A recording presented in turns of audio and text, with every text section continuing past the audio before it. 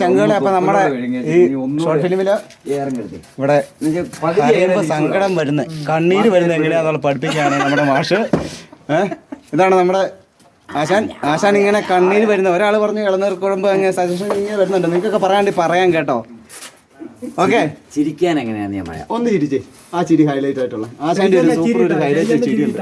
ആ ചിരി നിന്നിട്ട് ശ്വാസം ഒന്ന് വിടണം. ശ്വാസം വിട്ടോ? ശ്വാസം വിട്ടേച്ചിട്ട് മൊത്തം ഫ്രീ ആണ്. ഒട്ടും എയർ നമ്മുടെ ഉള്ളിലുണ്ടാവില്ല. അപ്പൊ നമ്മൾ അപ്പോൾ തലയാവും.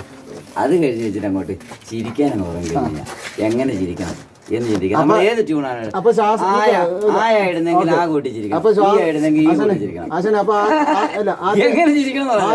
ആദ്യം ശ്വാസം പിടിക്കണം അല്ലേ? ചിരിക്കാനാണ് ശ്വാസം ചിരിക്കാൻ വേണ്ടി ആദ്യം നമ്മൾ ശ്വാസം പിടിക്കണം. അത് കഴിഞ്ഞിട്ട് മൊത്തം ഫ്രീ ആണല്ലേ?